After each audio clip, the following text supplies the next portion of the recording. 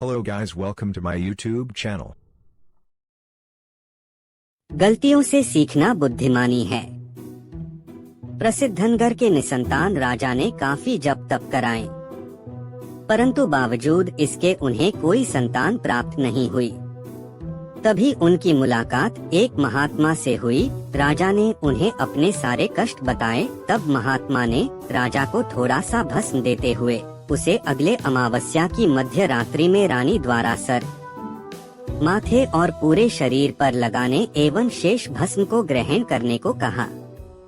रानी ने महात्मा के बताए सभी नियमों का पालन किया, जिसके फलस्वरूप रानी ने एक सुंदर पुत्र को जन्म दिया। इतने कष्टों के बाद हुए बेटे को राजा और रानी बहुत मानते। उसकी हर ख्वाहिश फौरन पूरी की जाती थी। अत्यधिक लाड़ प्यार के कारण युवराज थोड़ा बिगड़ गया।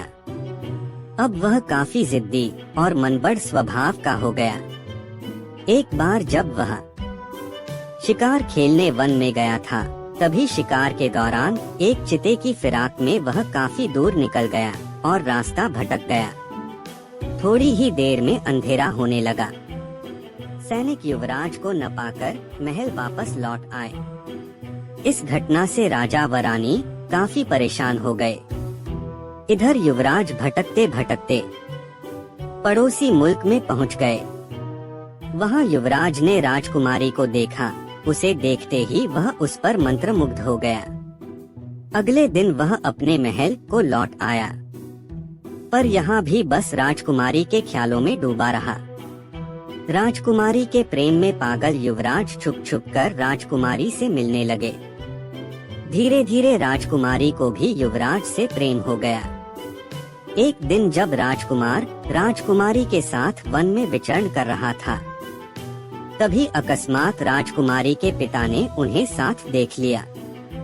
यह देखकर पहले तो वे बहुत क्रोधित हुए, परंतु अचानक न जाने क्या सोचकर उनका क्रोधित मुख खिल उठा।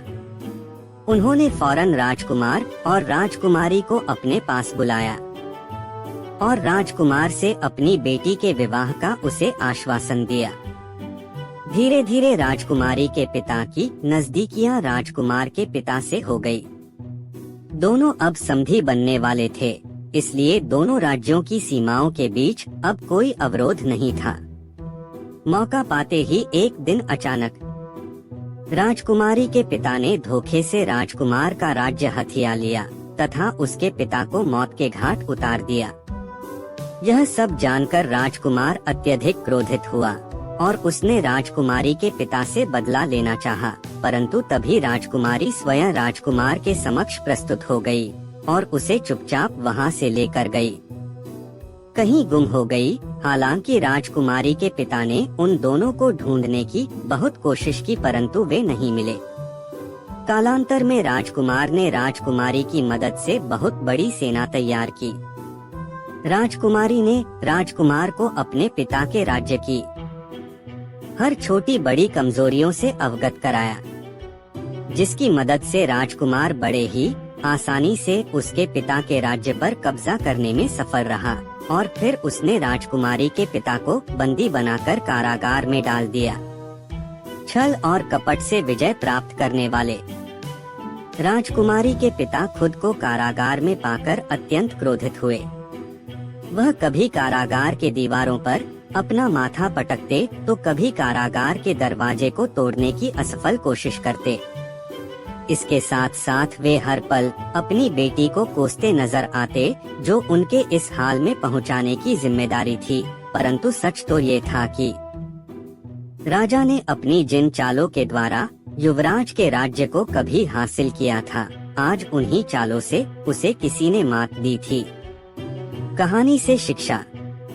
गलतियां हर किसी से हो जाती हैं, परंतु अपना आपा खोए बगैर उन गलतियों से सीख लेते हुए जिंदगी में आगे बढ़ने को ही समझदारी कहते हैं।